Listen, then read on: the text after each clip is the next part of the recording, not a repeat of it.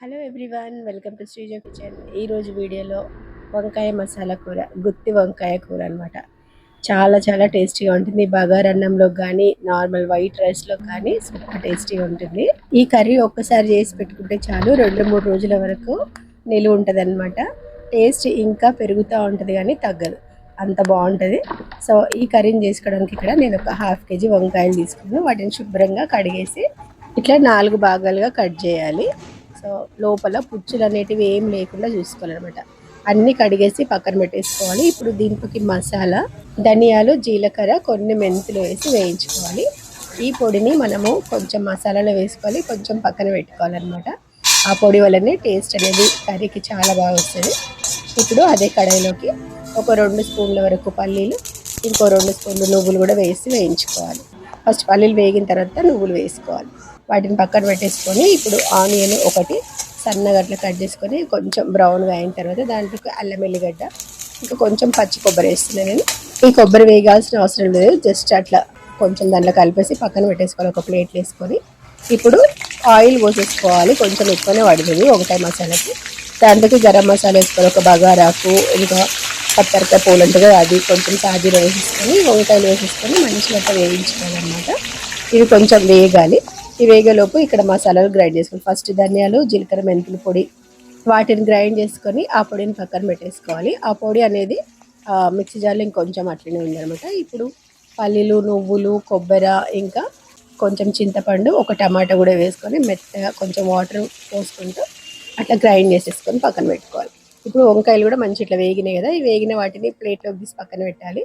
ఇప్పుడు అదే ఆయిల్లోకి అల్లం ఎల్లిపాయ కొంచెం అట్లా దంచేసేస్తాను నేను, మంచి ఫ్లేవర్ వస్తుంది అనమాట. ఈ మసాలాని ఆయిల్లో మంచి మగ్గించాలి. ఇప్పుడు ఒక స్పూన్ పసుపు, ఒక 3 స్పూన్ వరకు కారం పొడి వేసేసుకొని ఈ మసాలాలో మంచి కలిసేటట్టు అట్లా కలిపేసుకోవాలి. దీనంతా బాగా నూనెలో మగ్గించాలన్నమాట. అది ఎంత బాగా మగ్గితే టేస్ట్ అనేది అంత మంచిగా వస్తుంది. ఇప్పుడు గ్రేవీకి సరిపడిన వాటర్ పోసుకోవాలి. మసాలా గ్రైండ్ చేసిన మిక్సీలోనే కొన్ని వాటర్ యాడ్ చేసి అవే నీళ్ళు పోసేసిన అనమాట. ఇప్పుడు ఉప్పు కూడా సరిపడినంత వేసేసుకొని కొంచెం కరివేపాకు ఫ్లేవర్ కోసం వేసుకొని మూత పెట్టేసి ఇంకా దాన్ని బాగా మగ్గించాలన్నమాట. చూసినా కదా కొంచెం చిక్కగా అయింది, దగ్గరికి అయిపోతుంది అనమాట.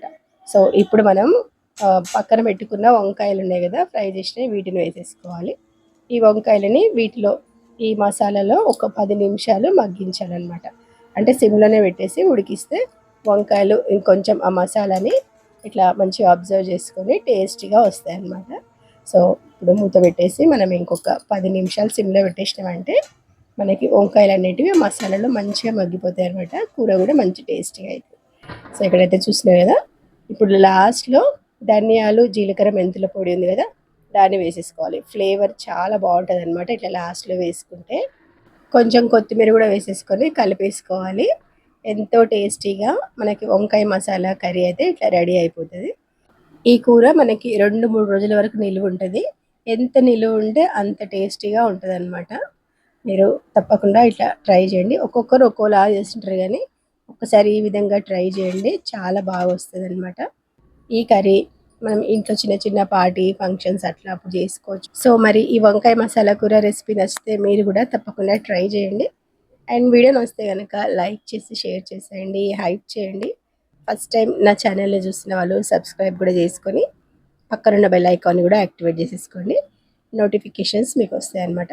ఇక్కడి వరకు వీడియో చూసిన వాళ్ళందరికీ చాలా చాలా థ్యాంక్స్. మళ్ళీ ఇంకొక మంచి వీడియోతో మీ ముందుకు వచ్చేస్తాను. అంతవరకు బాయ్ బాయ్.